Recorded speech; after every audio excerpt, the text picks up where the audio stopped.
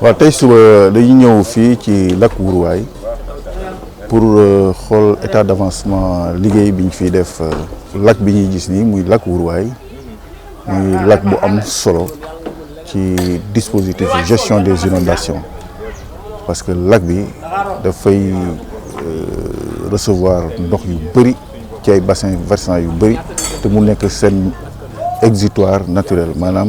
ndox yi bu ñuy walaangaan ba fii la ñuy ñëw te bu ñëwee ba fii nag bu yegsee ba fii léeg-léeg li ñu doon gis mooy que ndox yi léeg-léeg day génn day déborder génn dugg ci kër yi créé waat ay yeneen problème donc ci suñu xalaat ñu ne dañuy war a réhabiliter dispositif bi fi nekkoon yàgg na te boo xam ne fonctionnement bi en fait baaxul woon ñu jëlaat ko liggéeyaat ko ci beneen anam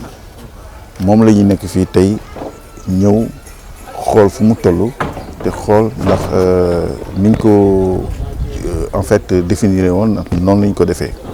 alors bi ñu yegsee xam naa ne jot ngaa gis ne que am na vraiment lu bees lu nekk fii li ñu fi def nag mooy teg fi ñaari électropompe yu 800 mètres cubes heure au total c'est-à-dire benn bu nekk 400 la te ku la nekk 800 mètres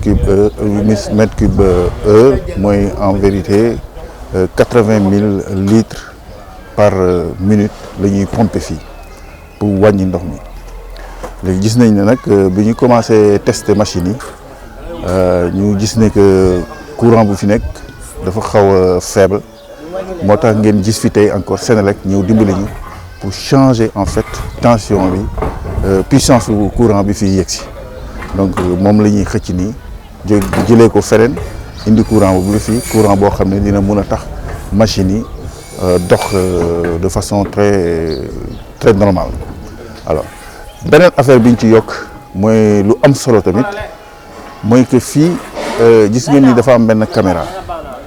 caméra boobu benn dispositif de télédétection lañ fi teg télédétection nag mooy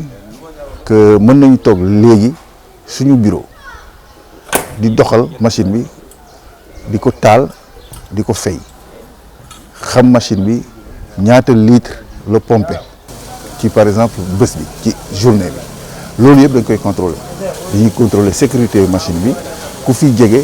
bu ñu toogee bureau bu nit jógee woon fii tamit dinañ gis ni kooku parce que dafa am caméra bi nekk fii te caméra boobu tamit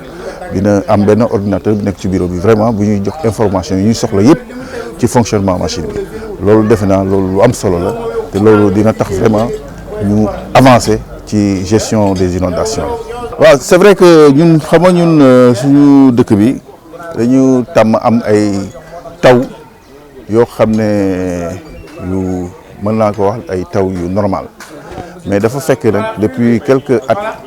dañuy gis ne que léeg-léeg dañuy am ay taw yu jéggi dayoo te ci temps bu gàtt alors loolu mooy tax en général ñu am ay problèmes yu bëri mooy par exemple li nga gis vendredi dernier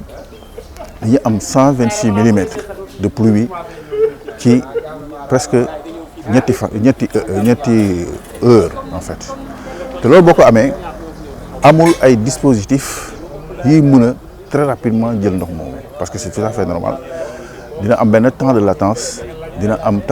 booy tax par exemple buy taw nit ñi dinañ effectivement quantité ndox bi ñuy gis day jéggi jayoo mais bu xasee ba taw bi arrêté rek dinañ gis par exemple dispositifs yi fonctionner yóbbu ndox mi loolu la ñuy gis par exemple ci biir Dakar ci côté kër Gourg yi côté Corniche bi et cetera am na ay béréb nag yoo xam ne am nañ fa ay problèmes yu mel ni par exemple zone de captage bi tamit boo xoolee mooy toujours li ma wax temps bu gàtt boobu ci zone de captage bi dafa am bassin versant yu bëri yi koy impacté te fu mu nekk nii boo cumulé woon bassin versant yi li ñu jot ci ndox ëpp na ñetti yoon capacité bassin bi nekk zone de captage ëpp na au minimum plus de 10 fois capacité de pompage parce que capacité stockage bassin bi 1600 mètres cubes 1600 mètres cubes la motopompe yi fa nekk 6000 mètres cubes heure la yi génnee ndox mi alors que bassin versant bi lu mu recevoir jour boobu ci vendredi bi ay 830 et quelques mille mètres cubes heure la donc fu mu nekk nii dispositif yi gis nañu mu ngi dox mu ngi fonctionner sant yàlla aujourd'hui bu ñu demee foofu bi ñuy jaaree foofu rapidement gis nañ ne vraiment ñu ngi gis tat bu mag a mag te population yi yaa ngi commencé féex.